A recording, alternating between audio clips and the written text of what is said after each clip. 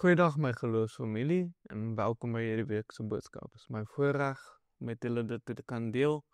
Ons is nou besig met 'n reeks om te kyk na die verskillende wonderwerke wat Jesus Christus vir ons gedoen het. Ons het al gekyk na die eerste wonderwerk en tweede wonderwerk en nou vir hierdie week kyk ons na die derde een.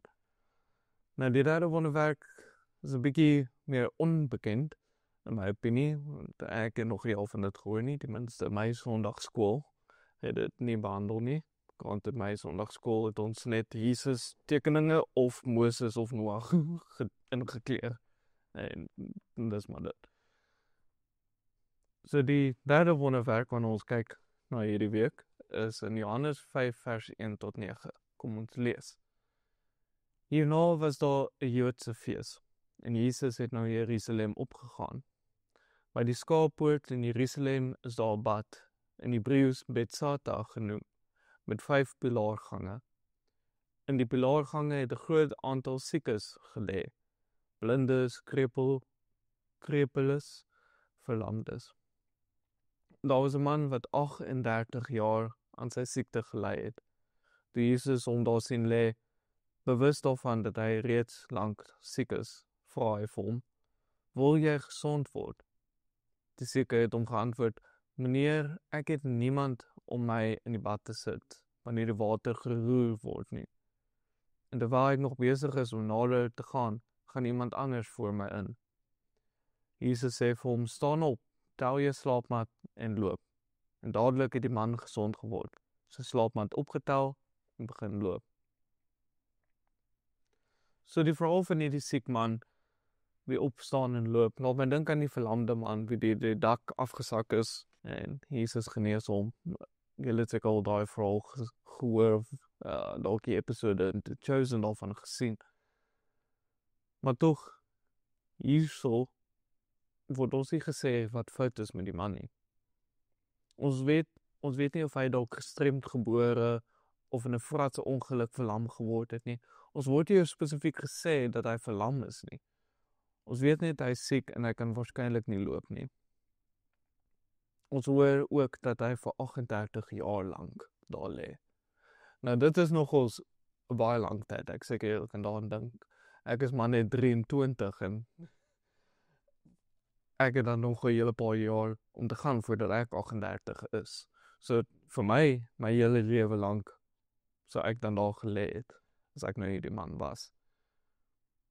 Nou wat ook verstommend is van die feit dat hy 38 jaar lank daar lê, is dat die life expectancy van daardie tyd was so 28 gewees. Nou die data is 'n bietjie skeef, want meeste babas, pasgebore babas, het nie verby 1 jaar oud geword nie. En die van hulle wat wel hulle eerste verjaarsdag gevier het, sal seker omtrent 40 jaar oud geword het. So ons kan definitief sê dat hierdie siek man is verby sy prime jare. Ek dink hy gaan soos JP enigiemand body slam of enige wrestling doen binnekort nie. Ten minste in hierdie konteks, maar ja. So mens wonder self, hoekom het Jesus nou besluit om hierdie man te genees? Wonder self, dalk is hierdie die rede hoekom. Juist omdat hy vir sy hele lewe lank daar siek lê. Mens kan dalk sê dat Jesus hierdie man vroeër moes genees het, sodat hy iets met sy lewe kon gaan doen. Maar dis nie wat die teks vir ons wil probeer sê nie. Die wie, wat, waar, wanneer en hoe wonderwerke gebeur, hang nie van ons af nie. Dit hang van God af. God is ultimately in beheer, nie ons nie. God besluit die wie, wat, wanneer, waar en hoe dinge gaan gebeur. En solank jy asemhaal, is God nog nie klaar met jou nie. God het nog 'n plan vir jou lewe en jy moet net vertrou op sy tyd. In Johannes 5 vers 6 vra Jesus vir die man, wil jy gesond word? En in vraag 7 dan antwoord hy hom, meneer, ek het niemand om my in die bad te sit, wanneer die water geroer word nie. En terwyl ek nog besig is om nader te gaan iemand anders voor my in. Nou vir 'n bietjie konteks, die Bethsata bad was 'n bad wat aangevul is deur 'n fontein, spesifieke intermittent spring. Met ander woorde, daar's nie 'n konstante vloei van water vanuit die fontein nie, maar eerder op sekere tye of op onreëlmatige tye sal water vanuit die fontein kom om die bad vol te maak. En dan wanneer water vloei vanuit die fontein in die bad in, dan sal die water in die bad roer. Dus het daar sal vir die superstition ontwikkel dat dit 'n engel is wat die water van die bad roer, en dan die persoon wie eerste in die bad dan ingaan wanneer die water geroer is, sal dan gesond word van wat ook al hulle markeer. Nou, hierdie superstition klink so 'n bietjie bekend vir ons konteks, want ons is ook soortgelyk soos hierdie. Ons het verskeie klein superstitions, soos 'n lucky sok wat jy dra voor appie wedstryd, of 'n lucky pen waarmee jy eksamens skryf. Daar's ook verskeie standbeelde. Kan nou nie dink dat dit 'n baie spesifieke voorbeeld nie, maar as jy nou die persoon se hand vryf of iets, dan sal jy nou good luck kry. Of as jy 'n spieël breek, dan gaan jy vir 40 jaar lank bad luck hê of sulke goed. Maar wat ons hierso in hierdie teks leer, is ons moet nie staat maak op hierdie superstitions nie. Want tog, dis nie hierdie superstitions wat werklik iets doen nie. Dit laat my dink aan die afgode. In Habakuk praat dit van die dooie standbeelde wat niks eintlik vir mens kan doen nie. Hierdie afgode wat net eintlik hierdie standbeeldjie is, en jy bid vir dit en jy dink iets gaan gebeur, maar niks gebeur nie. Vandag se konteks kan dit dalk geld wees, of dalk ander afgode soos Rappi of YouTube wat jy te veel kyk, of Netflix. Ons maak staat op hierdie goeders om ons beter te laat voel, of ons te help deur sekere goed. Maar dis ultimately nie hierdie goed wat ons werklik kan help nie, maar God. God is die een wat wonderwerke doen. Ons met alle assumptions, alle aannames, superstitions moet ons afleer en leer dat met God is alles moontlik. In Matteus 19 vers 26 lees ons, maar Jesus het stip na hulle gekyk en vir hulle gesê, by mense is dit onmoontlik, maar by God is alles moontlik. Nou, daar kan 'n argument gemaak word dat ons nie hierdie soort wonderwerke sien, omdat ons te logies is. Mense vra dikwels, hoekom sien ons die mense wat verlam is en dan skielik opstaan en genees word nie, of iemand wat ly aan kanker en dan bid iemand vir hulle en dan word hulle skielik gesond oornag. Ons sien nie hierdie tipe wonderwerke nie, en die argument is dat ons is te wetenskaplik, ons is te logies, ons dink, ag nee, dit kan nie net gebeur nie. En hierdie assumptions, hierdie logika van ons, is dikwels groter as ons geloof en vertroue in God.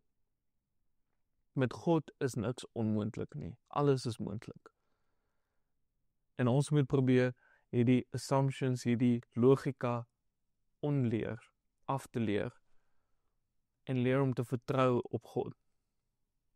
Die Griekse woord wat vertaal word as geloof is pistis. En dit is eintlik verkeerd om dit te vertaal as geloof, want die woord het meer van die betekenis van vertroue. Ons moet vertrou op God.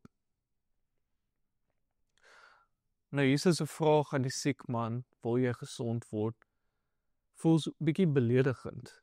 Natuurlik wil die man gesond word. Hy lê nou 38 jaar daar, en hy probeer elke dag om in die bad in te kom. Maar tog, hierdie vraag wat Jesus vra, lig 'n baie belangrike element uit. Jy kan nie iemand help as hulle nie hulself wil help nie. Ek het destyds by Tannie Vanita Knudsen, die tannie wat mes die sopkombuis ran in Durban wil. Ek het 'n onderhoud met haar gevoer vir 'n taak wat ek moes gedoen het vir 'n prof, en ek sal nooit vergeet wat sy vir my geleer het daai dag nie, is dat mense wat nie hulself wil help nie, kan nie gehelp word nie. Mense het hierdie wonderlike program waar hulle haweloses help om vanuit hulle omstandighede te kom en weer deel te word van die samelewing. En hierdie program kan net werk as die persoon hulp soek. Tannie Franita het vir my vertel dat seker omtrent vir elke persoon wie suksesvol deur die program werk, sal seker so 10 of so haweloos of persone wie weggeval het. Wie nie deur die program gekom het, wie opgegee het. So om hulp te kan kry, moet jy vanuit jouself hulp wil soek. En dit is wat Jesus hierso doen. Hy probeer vir die man sê, worry, as jy hulp soek, moet jy reg diep vir dit soek. Dan kan ek vir jou help. Nou toch, dit klink maklik om te sê, jy moet wel hulp hê om hulp te kan kry. Maar soms is dit makliker om in jou comfort zone te bly. Ek seker dit sou makliker gewees het vir die arme man om net al te bly lê. Hy is ook klaar so oud, hy lê nou al sy hele lewe lank daar. Vir hom om gesond te word, om gesonde bene te kry, beteken hy gaan nou moet ingaan in die samelewing in. Hy gaan dan in die ekonomie moet deelneem. Hy gaan verantwoordelikhede moet aanneem. Dit sou makliker gewees het om net daar langs Bethsaida te bly lê. Soms as ons God se wonderwerke wil sien, soms as ons deel van God se wonderwerke wil wees, moet ons buite ons comfort zones gaan. Gaan na plekke wat ongemaklik is vir ons. Ons kan nie net bly hierso by ons lesenaars. Ek het nou onlangs vir my eerstejaars gesê, ons kan nie bly sit by ons lesenaars en sê, daar moet justice wees vir die armes. As ons hier uit ons comfort zones wil gaan, en deel van God se werke wil wees hier.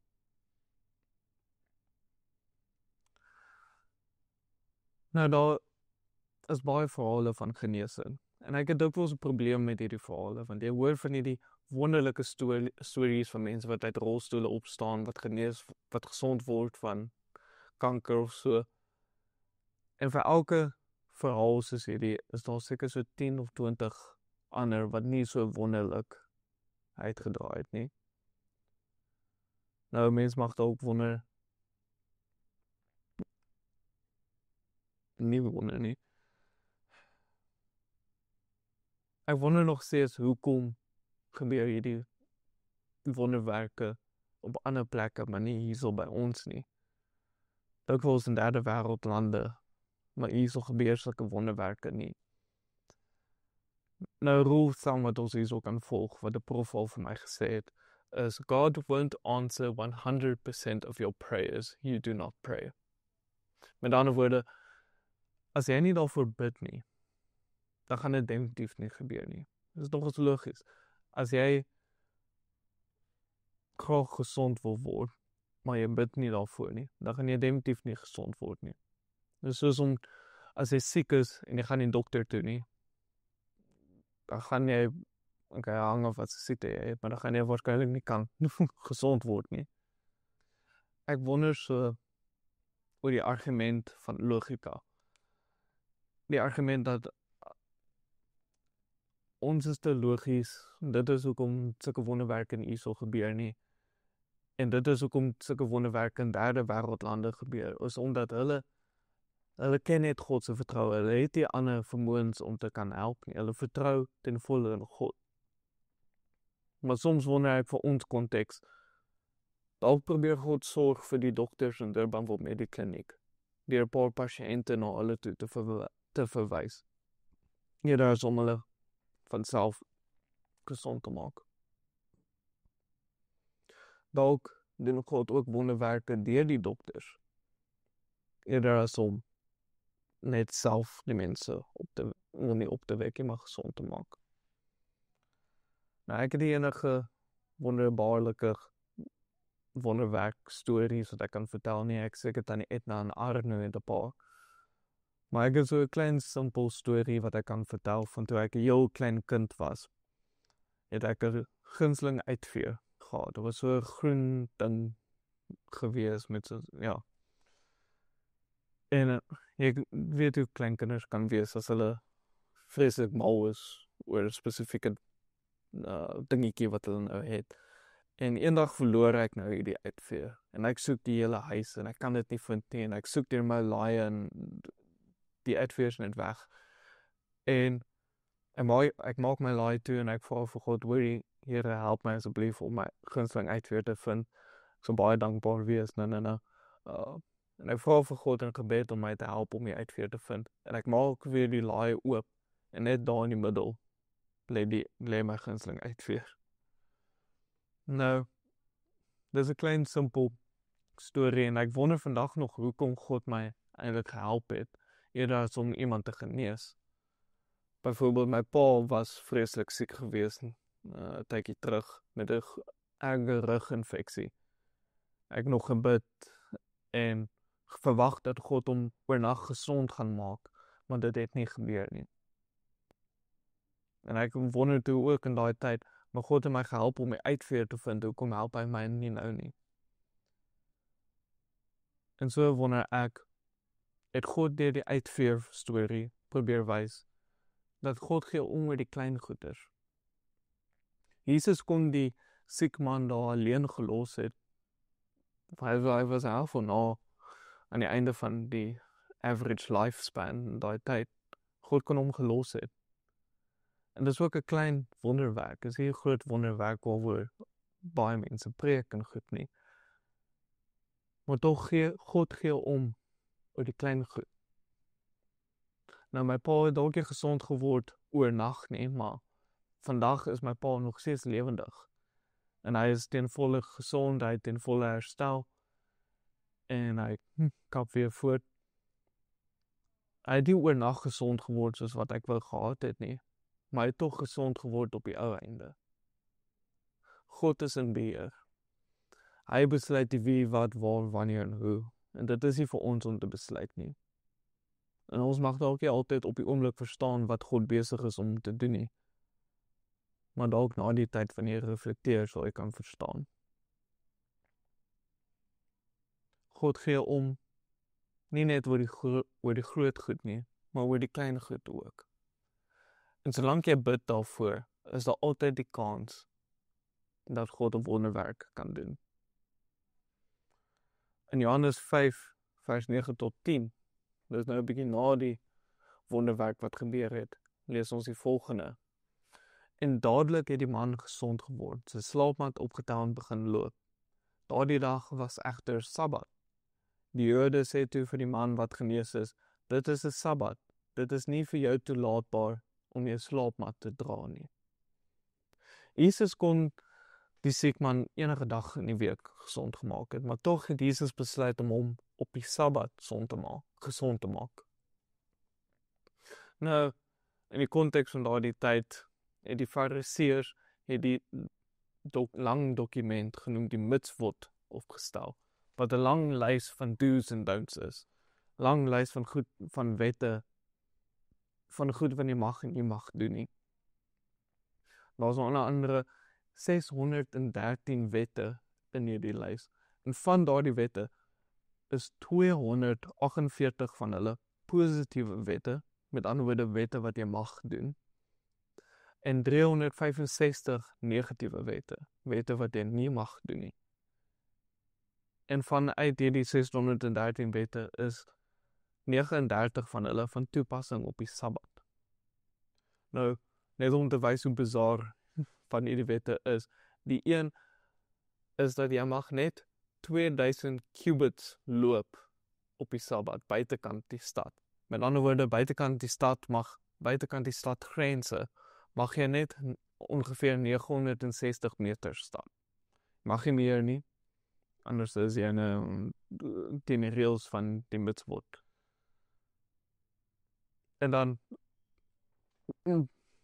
ook begin jy eers die 2000 cubits tel, ongeveer 70 en 2/3 cubits buitekant die stadsgrense. So met ander woorde, dis ongeveer 34.21 meter buitekant die stadsgrense. Dan begin jy nou tel die 2000 cubits en jy mag nou nie meer dit stap buitekant die stad nie. So jy mag soveel stap binne die stad soos wat jy wil, maar buitekant die stad mag jy net 'n sekere afstand gaan. Nou, hierdie is vreeslik kompleks en vreeslik onnodig. Maar boonop dit is eers hoekom die siek man aangekla word nie. Hy word aangekla omdat hy sy slaapmat dra. Nou volgens die mitswoord, om enigiets te dra op die Sabbat, word gesien dat jy werk doen. Om enigiets te dra, word gesien as werk en jy mag nie werk op die Sabbat nie. Nou, ek gesê, Jesus het geweet dat dit die Sabbat was en hy het as prins hom gesond gemaak op die Sabbat. Nou die ding van die mitswoord is al die wette en goeders daar binne is nie gegrond in die Bybel nie. Dis al hierdie man-made rules wat geen gronding het in die Bybel nie. Met ander woorde, hierdie wette gee nie eer aan God nie. En dis tog die doel van die wet in die Bybel, is om eer aan God te bring. En Jesus het hierdie geweet. So hy het as prins die siek man gesond gemaak op die Sabbat, om laat sy slaapmat dra, om hierdie mitswoord wette aan te spreek. Om die feit aan te spreek dat hulle nie eer aan God bring nie. Dis nog eens ironies, want in hierdie storie, terwyl die Fariseërs Jesus daarvan beskuldig dat hy die wet oortree het, dat hulle tog diegene wat die gees van die wet oortree, deur te probeer om te onderhou wat hulle dink die wet was. En terwyl hulle dink dat Jesus die wet oortree, is hy eintlik die een wat die gees van die wet onderhou deur die siek man gesond te maak. Deur die siek man gesond te maak het Jesus eer aan God gebring. En dis die doel van die wet. So ons leer hierso dat as jy Jesus wil volg, gaan jy 'n bietjie op Fariseërs se tone trap. Ons het 'n paar Fariseërs in ons lewe wat 'n paar opgemaakte reëls het en sê jy moet nou hierdie enes volg, anders doen jy nou nie hierdie geloofding reg nie. En soms moet ons hierdie wette oortree om vir hulle net uit te wys hoe hulle wette nie eer aan God bring nie. Nou net om 'n klein samevattingkie te probeer gee van alles wat ek nou gesê het, is ons moet onthou dat God is in beheer. God besluit wie, wat, waar, wanneer en hoe sy wonderwerke gaan gebeur, nie ons nie. Ons moet in volle vertrou op God. Ons moet ook onthou dat alles moontlik is deur God. Ons moet nie probeer limits sit op God deur ons eie logika nie. Eerder ons moet in volle vertrou in hom. En soms moet ons buite ons comfort zones beweeg om God se wonderwerke te kan sien. En dan ook God gee om oor die klein goed en die groot goed. En soms werk hy deur ons om wonderwerke te kan doen. Kom ons bid. Here God, dankie dat U ons by mekaar gebring het, Here. Alhoewel dit online is, dit is tog steeds U kerk. Want daar staan geskryf, die waar dan 2 of meer in U naam by mekaar is, Here, daar is U teenwoordig. Here, dankie dat ons die voorreg het om U woord te kan lees, te kan bespreek en lof aan U kan bring, Here. Here, mag ons hierdie week wat kom onthou dat ons is nie in beheer nie. U is die een wie in beheer is en U doen wonderwerke. Dit is nie die superstitions waarin ons glo of die lucky socks, die oopsambreel binne gebou. Dit is nie hierdie simpel goeders wat effekte uitoefen op ons uitneem, maar dit is U wat werklik krag het, Here. Alles is deur U moontlik, Here. Mag ons dit onthou die week wat volg, Here. Mag ons ook onthou om te bid, Here. Mag ons onthou dat U is altyd daar om te luister, om te help.